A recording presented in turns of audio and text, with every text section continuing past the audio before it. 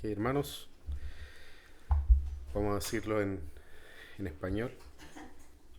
Siempre reformada según la palabra de Dios. Sería el nombre de esta serie, donde hemos estado, como decía nuestro hermano Alejandro, hablando sobre la reforma de una manera tal vez distinta, más allá de las cinco solas, más allá del famoso tulip, ¿ya? O de las doctrinas de la gracia, entendiendo que ambas cosas, tanto las cinco solas como las doctrinas de la gracia, son una pequeña parte de las doctrinas o de las doctrinas reformadas de la iglesia reformada en general. Y es por esa razón de que hemos querido eh, tomar algunos aspectos también de la vida de una iglesia reformada de una forma tal que nos permita conocer cada vez más no solo nuestra tradición reformada, sino que también la palabra del Señor, que a final de cuentas el centro de la reforma protestante fue llevar la palabra de Dios a las personas comunes en todo lugar y en sus lenguajes originales, en sus idiomas originales. Ahí está la riqueza y uno de los grandes temas de la reforma protestante está en acercar la palabra de Dios a cada creyente. Y eso ciertamente lo agradecemos y es parte de lo que también hemos heredado. Quiero invitarlos a leer en Deuteronomio capítulo 6. Vamos a ir al Antiguo Testamento, Deuteronomio capítulo 6, vamos a leer los versículos 1 al 9. Deuteronomio 6, del 1 al 9, la palabra del Señor dice así. Estos pues son los mandamientos, los estatutos y los decretos que el Señor vuestro Dios me ha mandado que os enseñe para que los cumpláis en la tierra que vais a poseer, para que temas al Señor tu Dios, guardando todos sus estatutos y sus mandamientos que yo te ordeno, tú y tus hijos y tus nietos, todos los días de tu vida, para que tus días sean prolongados. Escucha, pues, oh Israel, y cuida de hacerlo, para que te vaya bien y te multipliques en gran manera, en una tierra que mana leche y miel, tal como el Señor, el Dios de tus padres, te ha prometido. Escucha, oh Israel, el Señor es nuestro Dios, el Señor uno es. Amarás al Señor tu Dios con todo tu corazón, con toda tu alma y con toda tu fuerza. Y estas palabras que yo te mando hoy estarán sobre tu corazón y diligentemente las enseñarás a tus hijos y hablarás de ellas cuando te sientes en tu casa y cuando andes por el camino, cuando te acuestes y cuando te levantes. Y los atarás como una señal a tu mano y serán por insignias entre tus ojos y las escribirás en los postes de tu casa y en tus puertas. Palabra del Señor.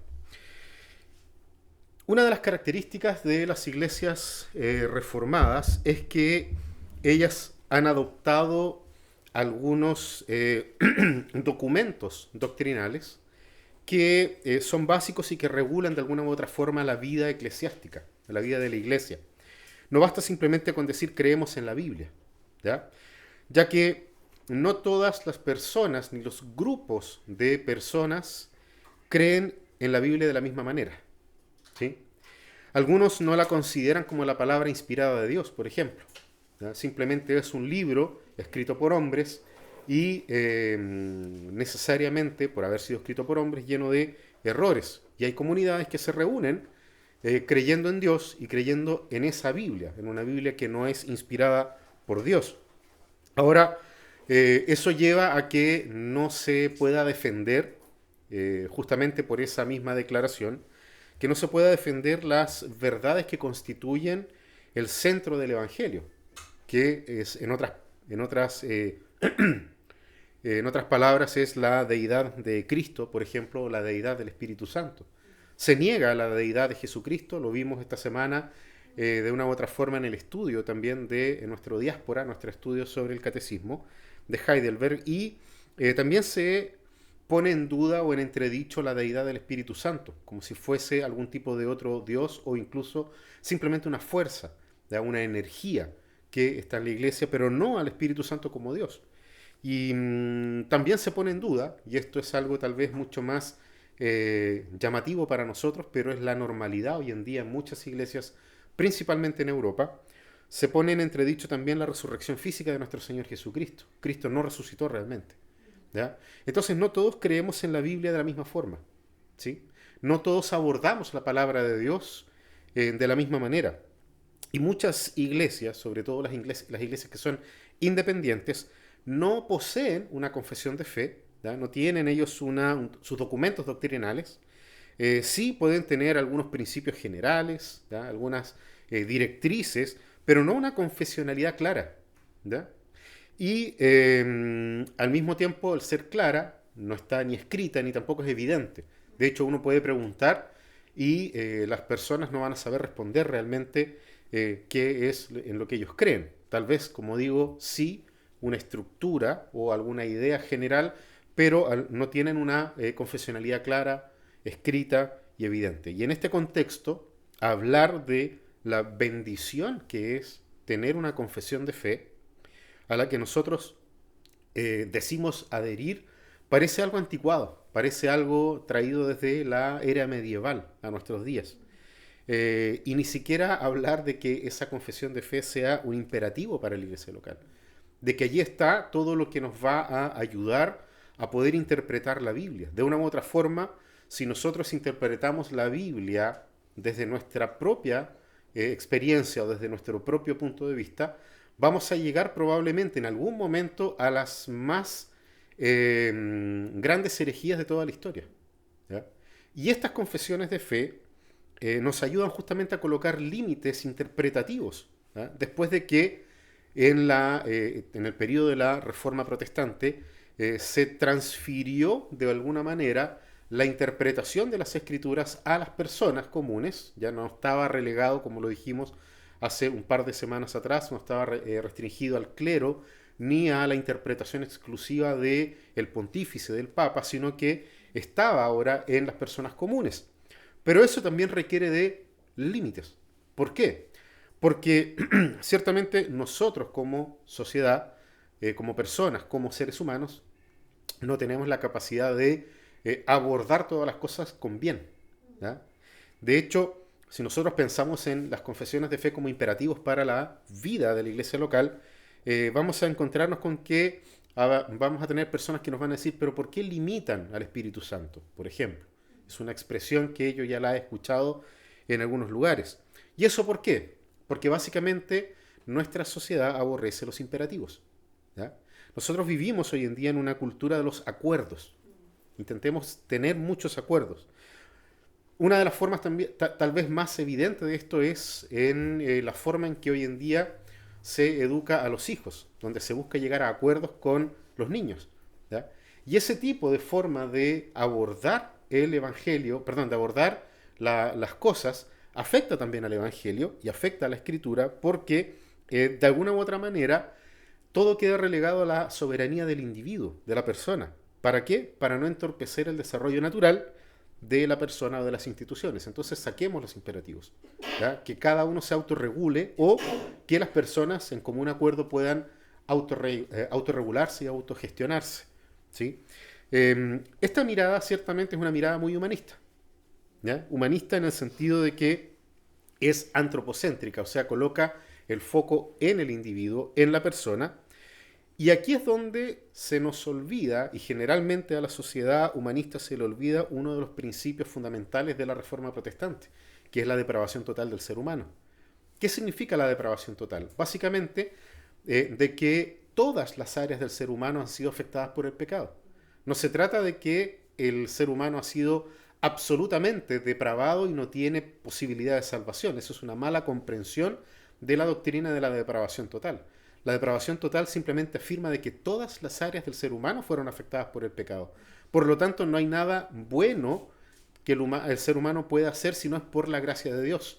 De ahí entonces vienen otros conceptos como la gracia común, que ya la hemos mencionado en otras predicaciones, en donde nosotros tenemos esta mirada de que Dios es el que permite, al Dios permitir salir el sol sobre los justos y los impíos, ese mismo Dios permite a los seres humanos ciertas herramientas de bondad y de bien, pero básicamente para que el ser humano no termine autodestruyéndose, ¿ya?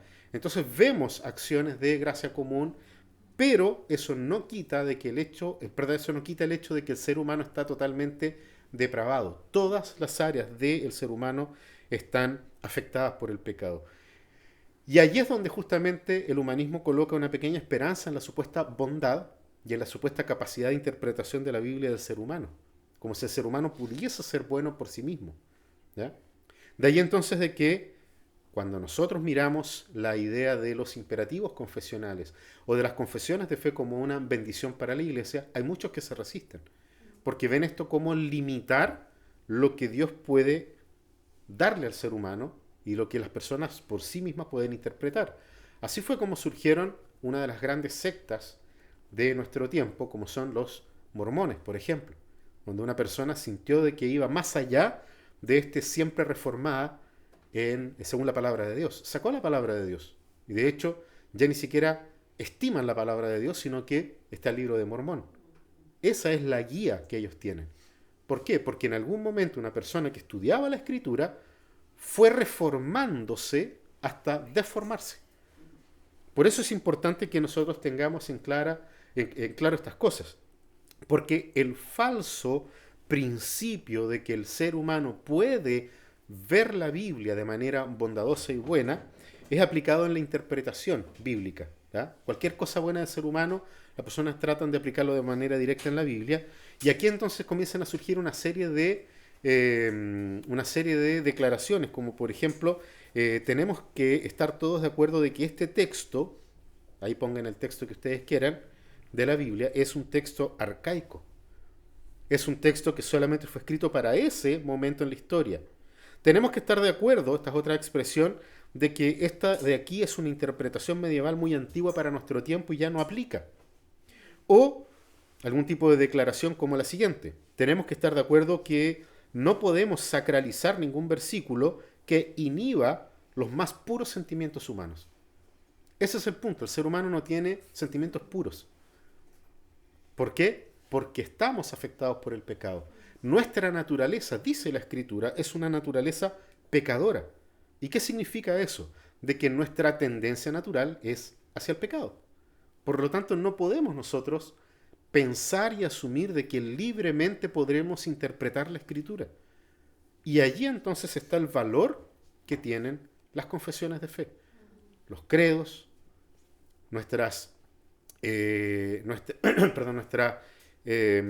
confesiones, nuestros catecismos. Todas esas cosas están o han sido escritas por personas, hombres piadosos, para justamente poder ser enriquecidos por la palabra de Dios, según la palabra de Dios, y no según la interpretación pura del ser humano. ¿Por qué? Porque básicamente Dios no es un Dios de acuerdos. ¿Ya? Dios no es un Dios que busque llegar a algún acuerdo con el ser humano. Él es la autoridad última, soberano. Y su palabra se transforma en nuestra única norma de fe y de práctica, porque ella es la que nos indica de qué manera Dios quiere relacionarse con el ser humano. Entonces, si vemos la Escritura, vamos a ver de que ella está llena de imperativos.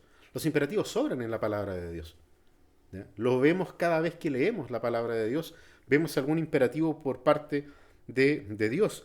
Y siendo de esta forma los credos y las confesiones resúmenes piadosos de la Biblia, si nosotros lo pudiésemos ver de esa forma, como un resumen piadoso de la Biblia, estos documentos, tanto los credos como las confesiones, también tienen imperativos que podrían incomodar a algunas personas.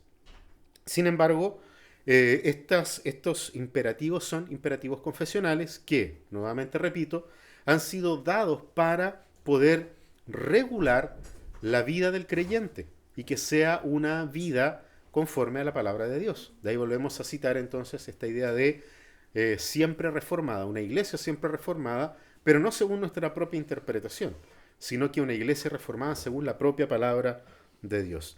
Cuando yo hablo de imperativo confesional acá, lo hago desde la base de que la declaración confesional está efectivamente en toda la Escritura. ¿Ya?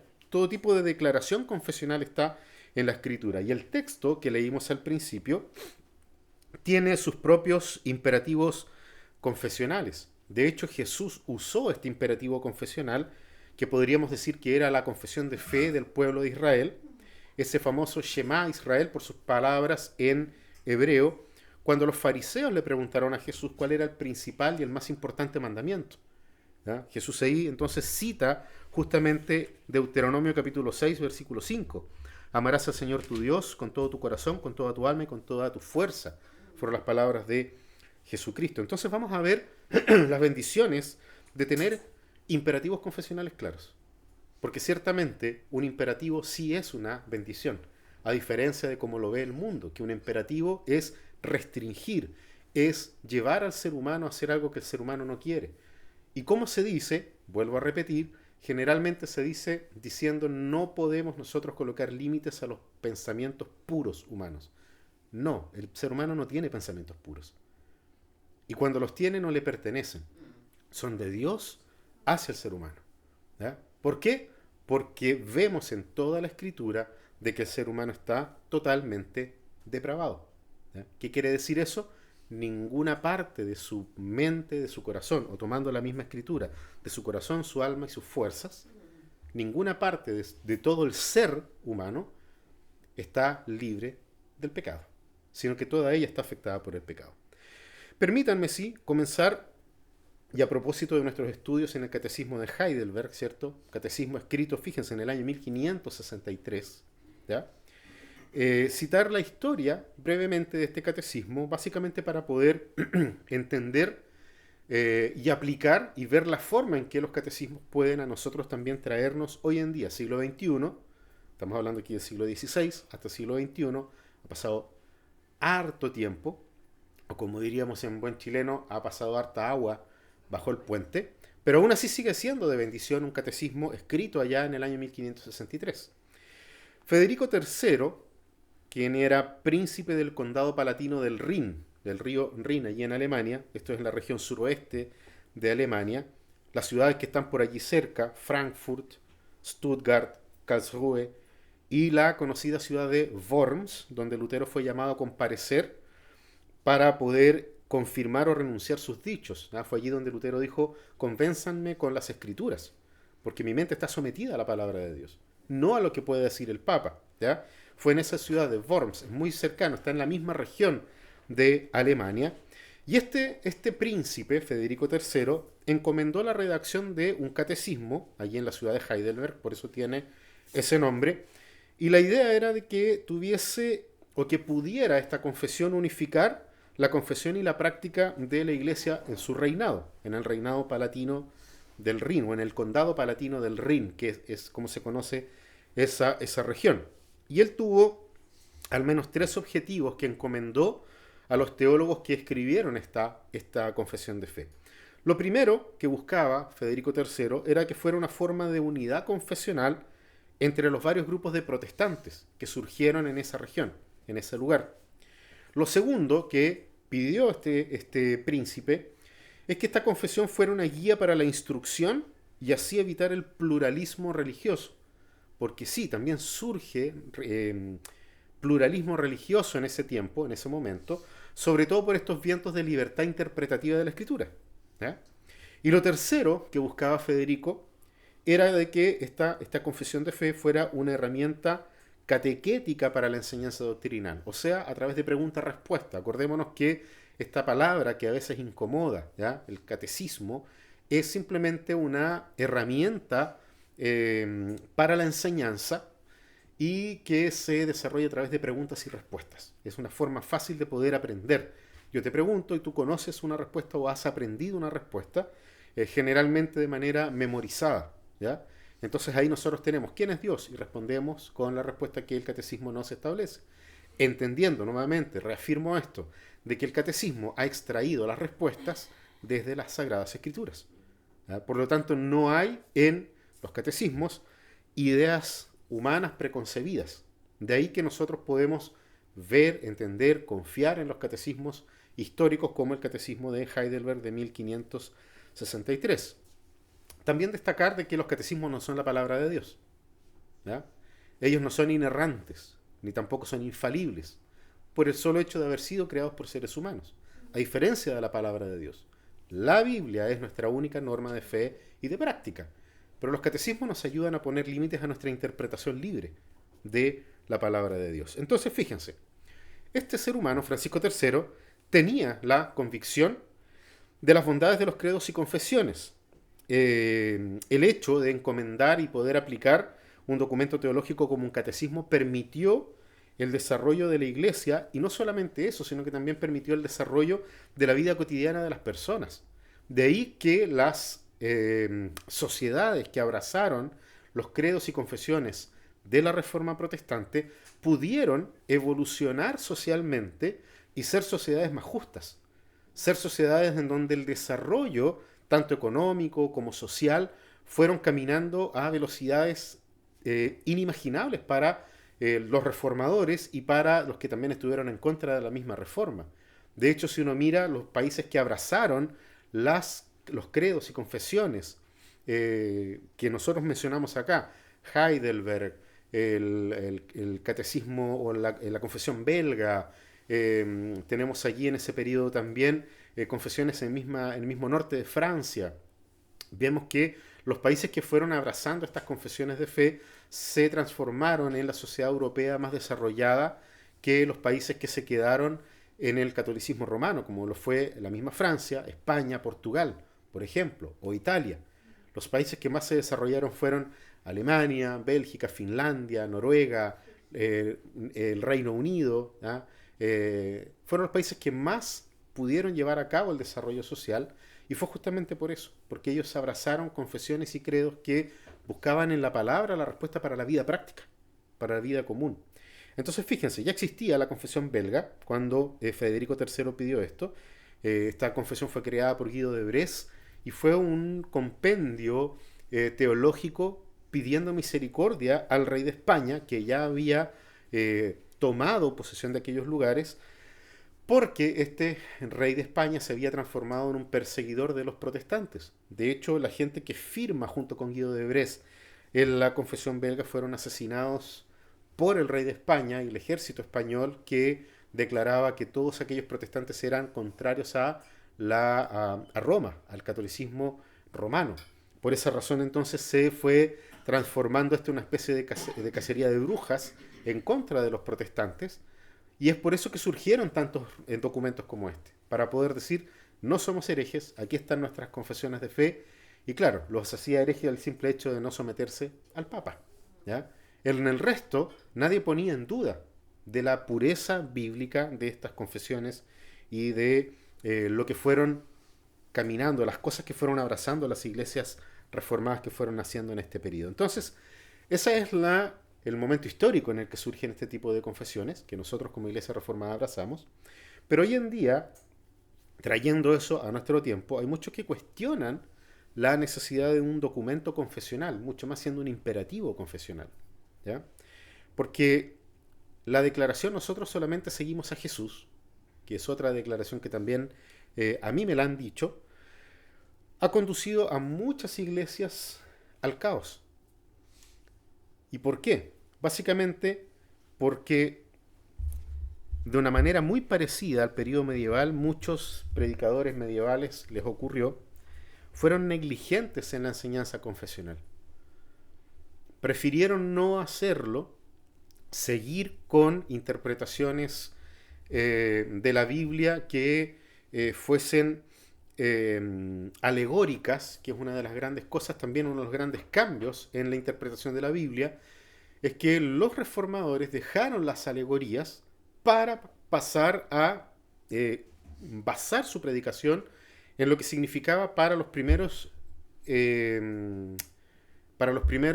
oidores de la escritura, ¿ya? A quien fue escrito cada texto, y de allí extraer lo que ese texto también nos dice a nosotros.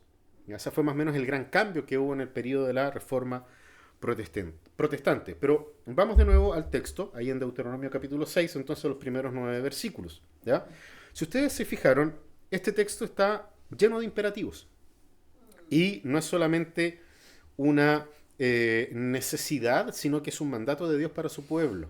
¿Ya? Dios está ordenando, está dando órdenes a su pueblo. Fíjense en el versículo 1, la primera parte dice, estos pues son los mandamientos y estatutos y decretos que Jehová vuestro Dios mandó.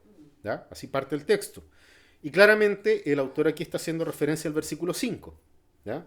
Amarás a Jehová tu Dios con todo tu corazón y con toda tu alma y con todas tus fuerzas. ¿Sí? ¿Por qué sabemos esto? Porque Jesucristo mismo dijo, esto es lo más importante de ese texto, ¿ya? Cuando los fariseos le preguntaron. Y fíjense que allí hay tres cosas interesantes. ¿Se acuerdan que habíamos hablado de que uno de los problemas es nuestra falta de amor hacia Dios? Que es lo que finalmente nos lleva hacia el pecado. Esa falta de amor a Dios que puede verse en una falta de obediencia, ¿ya? Porque claramente amor es igual a obediencia, ¿ya? Yo siempre le digo, por ejemplo, a Nicanor, cuando Nicanor me dice, papá, yo te amo mucho, yo le digo, bueno, entonces obedece, ¿ya? Obedece. ¿Por qué? Porque la palabra de Dios nos dice de que si vosotros realmente me amáis, guarden mis mandamientos. Entonces, amor es igual a obediencia. Y fíjense que el texto mismo, ahí en el versículo 5, amarás a Jehová tu Dios con todo tu corazón, tu alma y con todas tus fuerzas, hay tres cosas que claramente nos llaman la atención. Tres palabras que nos llaman la atención. La primera de ellas es la palabra corazón, que en el hebreo es la palabra lebab. Y esto es o se refiere al centro volitivo de la persona, o sea, al lugar en donde yo tomo mis decisiones, ¿sí? Porque nosotros, seres humanos, siempre vamos a tomar nuestras decisiones desde las entrañas, ¿ya? Desde el corazón, ¿sí? Desde lo que nos pasa aquí a nivel de la guata, cuando decimos, no, yo siento algo, ¿sí? Ese siento algo es el lebab, ¿ya? Y ese corazón, ese centro volitivo, es de una u otra forma fácilmente atraíble, ¿ya? Nosotros nos sentimos inclinados a amar aquello que nos promete algo, ¿sí? Por eso nos enamoramos y creemos en la persona que nos dice que nos ama.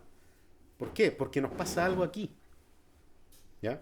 Y actuamos conforme a aquello. Por eso la Biblia dice, sobre toda cosa guardada, guarda tu lebab, guarda tu corazón, porque de él mana la vida, de él tomamos las decisiones, ¿sí? Entonces fíjense, es el centro volitivo del ser humano, el centro de nuestras decisiones, el centro de nuestros actos. Es la brújula que se siente atraída magnéticamente hacia alguna cosa. San Agustín dijo, nos creaste para ti, Señor, y nuestro corazón está inquieto mientras no descanse en ti. Ese corazón del que habla Agustín acá es lebab, es la declaración de corazón. Amarás al Señor tu Dios con todo tu corazón, con todo tu ser, con todo tu centro de decisiones. Allí es donde Dios debe reinar, ¿ya? La segunda palabra que nosotros vemos acá es la palabra alma, que es la palabra hebrea nefesh, que podríamos decir que es la propia vida del ser humano. En Génesis 2, capítulo 2, versículo 7, dice que el ser humano fue un alma viviente, ¿ya? Fíjense en lo interesante como lo dice el texto. ¿Por qué? Porque nosotros decimos, nefesh es el alma. Sí, es el alma. Pero al mismo tiempo, el alma no es absolutamente nada sin un cuerpo. Por eso la Biblia dice de que Dios formó al ser humano, ¿cierto? Del polvo de la tierra y sopló sobre él el aliento de vida y recién ahí fue un ser viviente, ¿ya? O un alma viviente. Esa es la palabra que usa la Biblia. Y aquí entonces nosotros tenemos que entender de que existe en el ser humano una parte material y otra que es inmaterial. Nosotros somos compuestos de una parte material o inmaterial. Aquí no tiene que ver con si somos tripartitos, bipartitos. La Biblia no nos habla de eso. Lo que sí nos habla es que nosotros estamos compuestos por una parte material y una parte inmaterial, ¿ya? No habla de una siendo más importante que la otra, ¿sí? Fíjense bien, dice, de toda cosa guardada, guarda tú, no dice tu alma, sino que dice tu corazón, y no es el músculo, tampoco es el pensamiento, sino que es nuestro centro volitivo, es la integralidad del ser humano. ¿Y eso dónde está? Allí, en el propio ser humano, en la propia alma viviente, en el propio ser vivo. Allí está. Y eso es lo que la Biblia dice que recibió de parte de Dios, algo diferenciado del resto de la creación. Solamente al ser humano Dios lo creó con sus propias manos. Porque la expresión que aparece allí de que formó al hombre tiene que ver cómo un artesano forma algo, ¿ya? Al resto de la creación la palabra dice que Dios dijo y se hizo. Pero al ser humano lo formó, se dedicó a ello, ¿ya? Por eso más adelante en la escritura dice de que nosotros somos, la palabra que usa en el griego es poema. Somos una obra de Dios. Y ese poema tiene que ver, sí, con la palabra poema que nosotros conocemos, que es algo pensado de tal manera que en su estructura sea un todo coherente. Así nos formó Dios. Al resto de la creación le dio órdenes y las cosas vinieron a la vida, pero el ser humano le dio esta nefesh. El ser humano se transformó en un alma viviente. Y la tercera palabra que aparece allí es fuerzas, que la palabra hebrea allí es meot y significa tanto fuerza, para nosotros fuerza, para Rubén, por ejemplo, puede ser algo distinto de lo que significa para otros. ¿Ya? Rubén lo va a interpretar de manera eléctrica, la fuerza. ¿Sí? ¿Ya? Nosotros tal vez vamos a pensar... Y magnética, ¿ya? Nosotros tal vez vamos a pensar fuerza en lo que en la fuerza que nosotros aplicamos sobre algo para poder sostener, empujar, ¿ya? Entonces fíjense, acá fuerzas, o la palabra meot, se refiere tanto a magnitud como grado, ¿sí? O sea, fuerza en el sentido de todo aquello que es posible hacer en todas las áreas de la vida. O sea, aquí tiene que ver las fuerzas, o dicho en palabras tal vez más comunes, la energía que yo tengo para levantarme en la mañana y enfrentar la semana, sobre todo el día lunes. ¿Ya? Cuando decimos mañana es lunes, ¿ya? ¡Qué lata! ¿Ya? Viva el lunes, decía un programa de televisión antiguamente. ¿Ya? Pero fíjense en cómo lo coloca fuerza en este sentido, tanto en magnitud como en grado. ¿Ya? ¿Qué significa eso? Para nosotros, los creyentes, sabemos de que el primer día de la semana es el día domingo. El domingo comienza la semana. El lunes ya no es el primer día de la semana, pasa a ser el segundo. Y lo interesante aquí es que yo puedo amar a Dios con todas mis fuerzas también el día lunes. Porque el Señor es el Señor del día domingo, este es el día del Señor, pero mañana también le pertenece a Él. Solo que hoy día nos juntamos ¿a qué? A rendir culto a Dios. Para no dejar de lado el reunirnos, como la misma palabra nos enseña. Podemos nosotros entonces amar a Dios con todo nuestro corazón, con toda nuestra alma y con todas nuestras fuerzas. Ese es el gran mandamiento que Jesucristo nos dijo y lo toma Jesucristo del texto que acabamos de leer en Deuteronomio 6. Ahora entonces fíjense, si para Jesús este es el centro de esta confesión de fe, ¿ya? Amarás al Señor tu Dios con todo tu corazón, con toda tu alma, con todas tus fuerzas. Veamos qué es lo que el texto que acabamos de leer nos muestra también sobre estos mismos objetivos que tuvo Moisés, ¿ya? O que tuvo Dios en Moisés. Fíjense que Moisés acá dice, estos pues son los mandamientos, los estatutos y los decretos que el Señor vuestro Dios me ha mandado que os enseñe. ¿Ya? O sea, aquí el tema es Dios queriendo que Moisés comunique estas cosas. Y si miramos bien el texto, y lo vamos a ver ahora, los objetivos que Dios tuvo en Moisés son los mismos objetivos que tuvo Federico III cuando pidió escribir la confesión de fe de Heidelberg, perdón, el catecismo de Heidelberg, allá del año 1563. ¿Cómo así? Vamos a ver acá. Lo primero, acuérdense ustedes que lo dijimos recién, es poder cuidar al pueblo, en este caso, cuidar a la iglesia, de la influencia del pluralismo religioso. Veamos ahí en el versículo 1, la primera parte del versículo 1. Estos pues son los mandamientos, los estatutos y los decretos que el Señor vuestro Dios me ha mandado que os enseñe. ¿Ya? Vamos a leer hasta allí. Fíjense que esa es la antesala, ese es el prefacio, ¿ya? Que coloca Moisés. Pero luego, después de la coma, dice, para que los cumplan en la tierra que ustedes van a poseer. ¿Sí? Hay una intención. Esto es lo que Dios quiere que tú sepas para que puedas entrar a aquella tierra, para que cumplas estas cosas en esa tierra donde vas a entrar, para que cumplas en la tierra que van a poseer. Dios conocía el corazón idólatra de su pueblo. Lo conocía perfectamente. ¿Sí? Y aquí el pueblo está a puertas de entrar en la tierra prometida. Entonces, ¿qué es lo que hace Dios? Le dice a Moisés que tiene que dejar esto escrito. ¿Para qué? Para que el pueblo ponga en práctica estos mandamientos en la tierra que van a poseer. ¿Ya? Nosotros al final del libro de Deuteronomio vemos que Moisés lo coloca de la siguiente forma. pide a los levitas que coloquen una copia de la ley al lado del arca del pacto como testigo en contra del pueblo. Y les dice, porque ustedes son sumamente idólatras. ¿Ya? Entonces fíjense, veamos incluso allí en el versículo, un poco más adelante de lo que leímos, veamos el versículo 12 al 15 del mismo Deuteronomio 6. Fíjense lo que dice.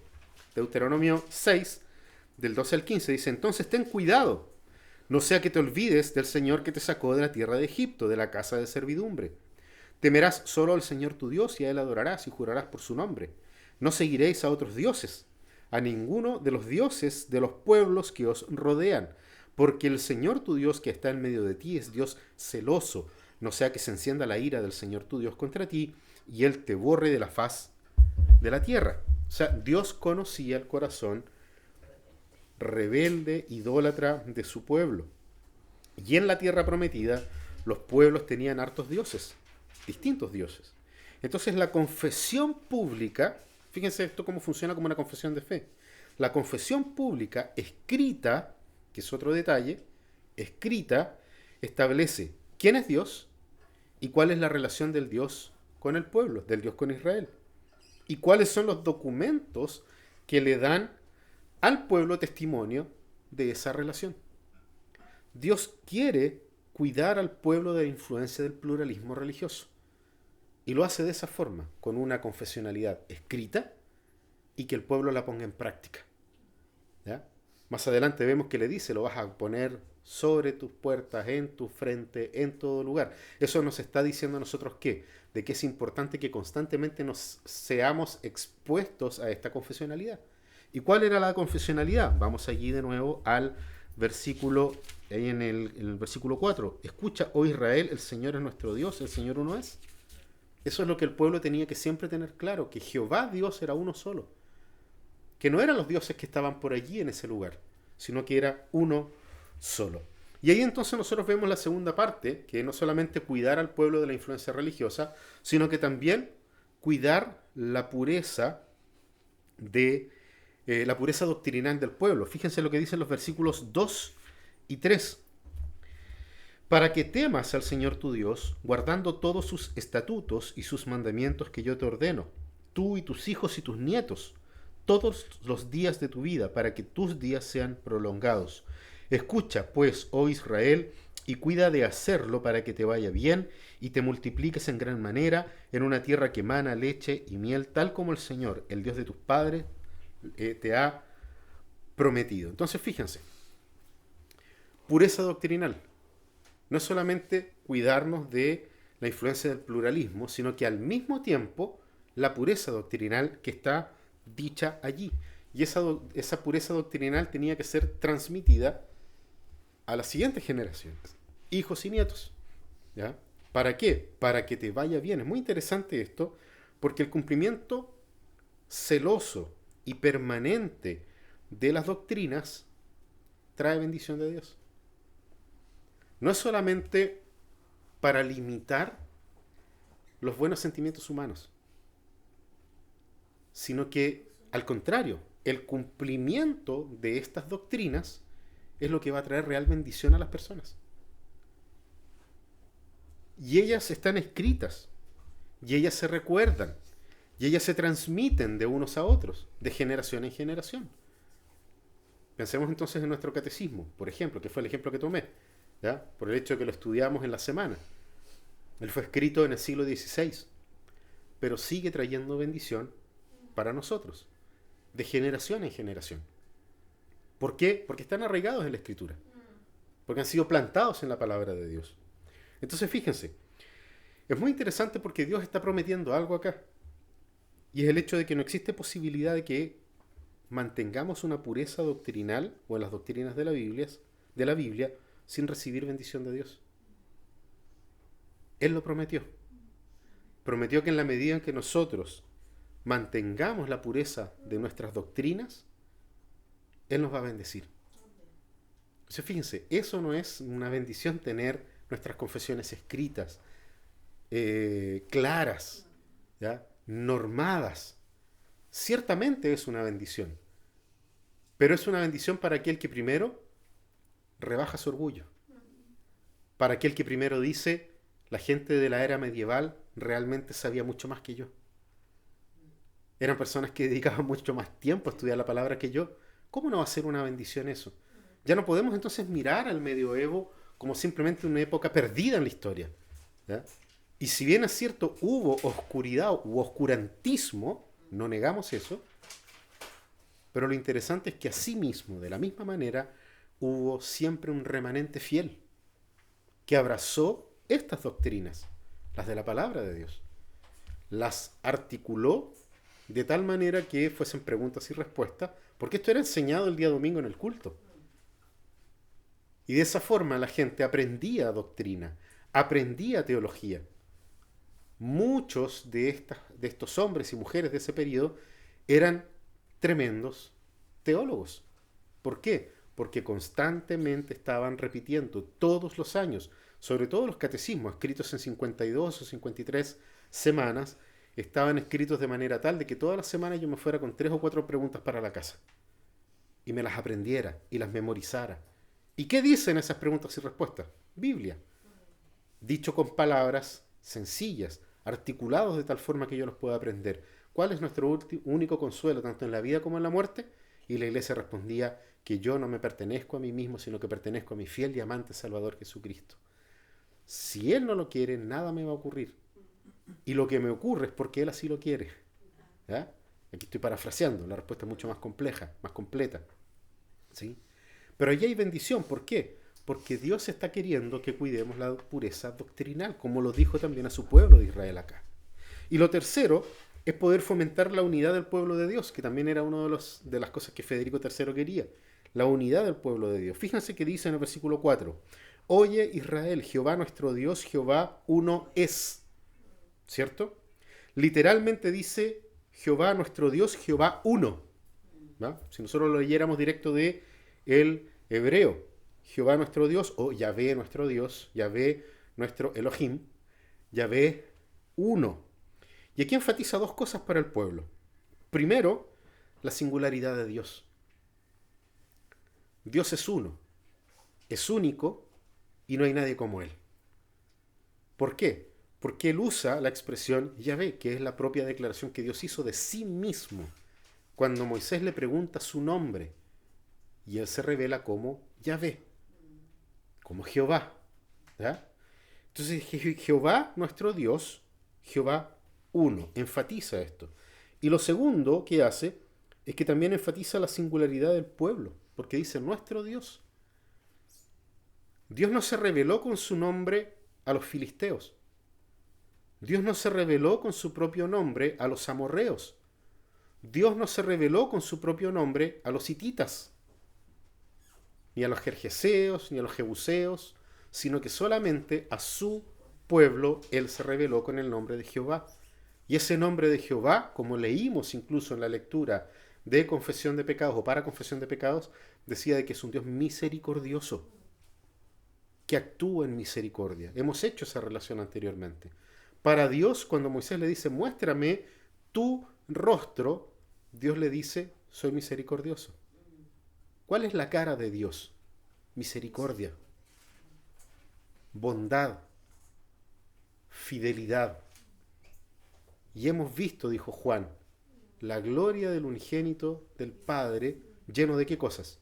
Gracia y verdad o fidelidad. Ese es el rostro de Dios, su gracia y su misericordia.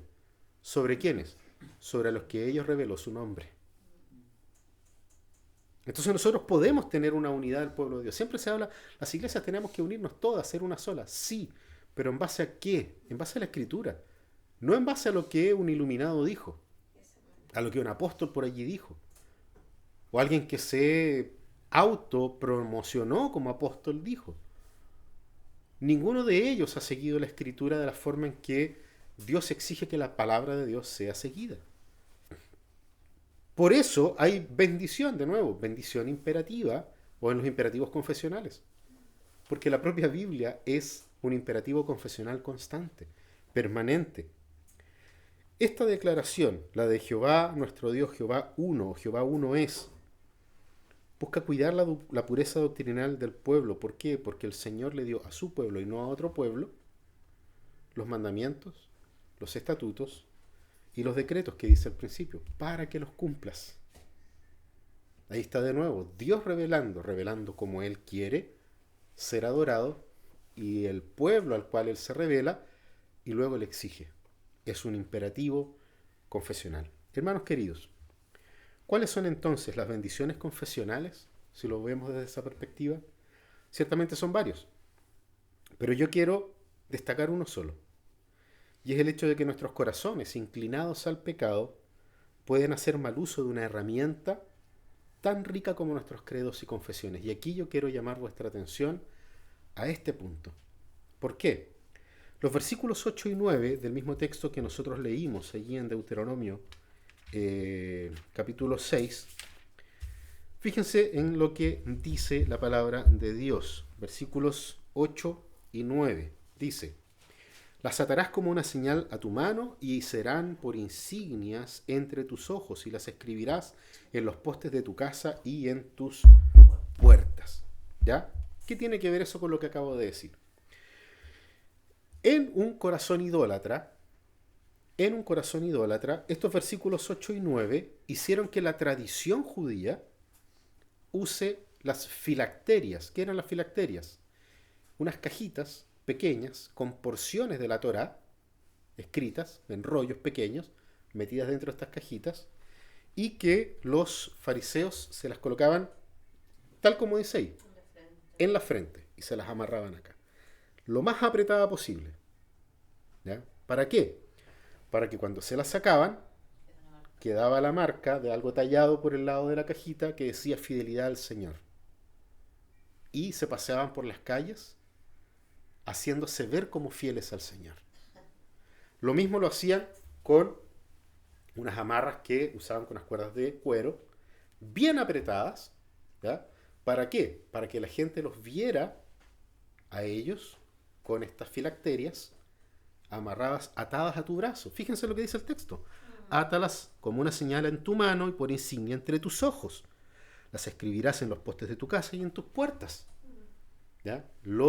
El pueblo de Israel, cuando salía de su casa, besaba los dinteles donde estaban, tenían como una especie era como un tubo de ensayo o algo así, ¿ya? Era un trozo, digamos, de la escritura que estaba escrito dentro, y ellos entonces al salir hacían esto, ¿ya?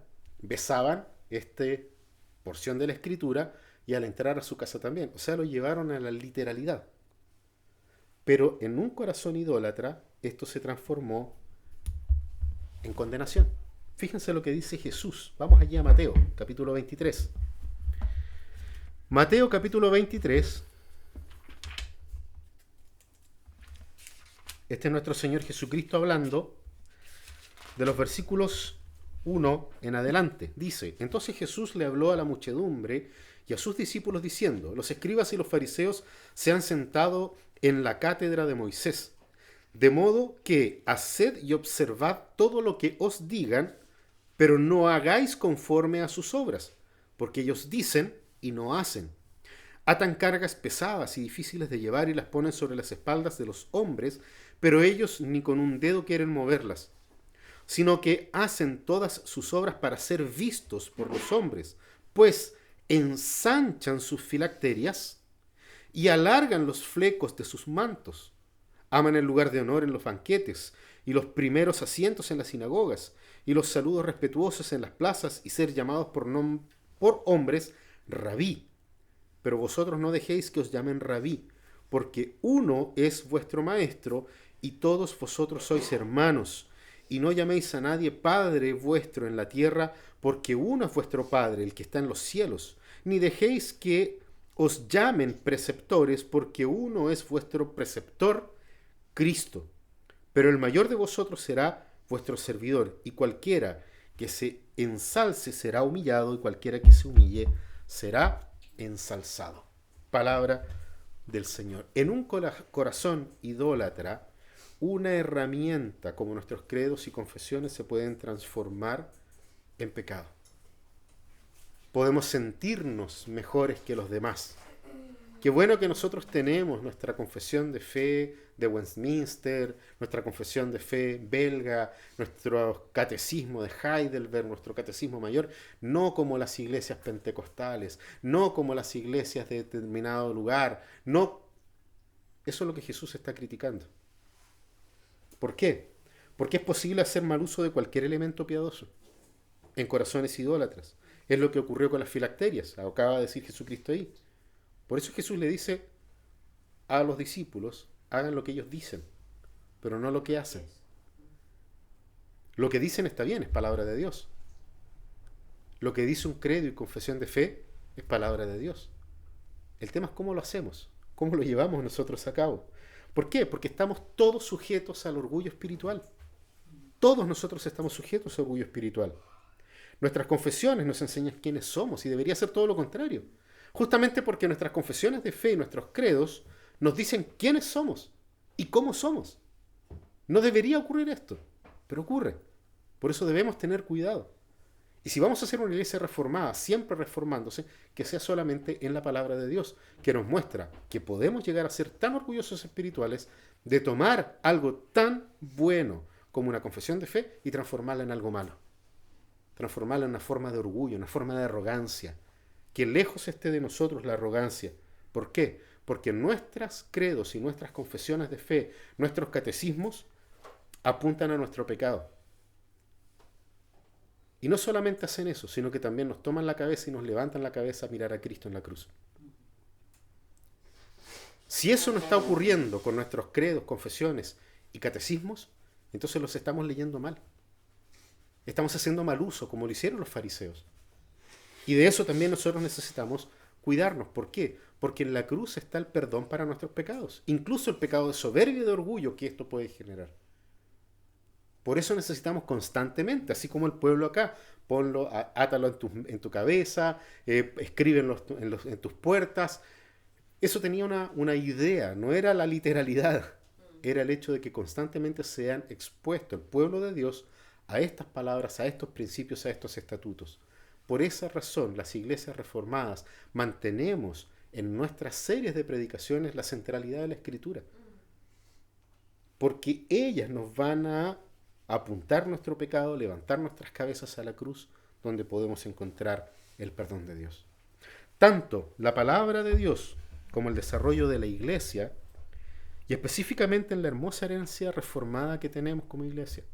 Allí nosotros tenemos imperativos confesionales que deben ser recibidos con alegría, no con pesar. Qué bueno que tenemos esto. Qué bendición más grande el que tenemos nosotros de tener estos credos y confesiones. ¿Para qué? Para justamente poder mantenernos fieles a la palabra de Dios.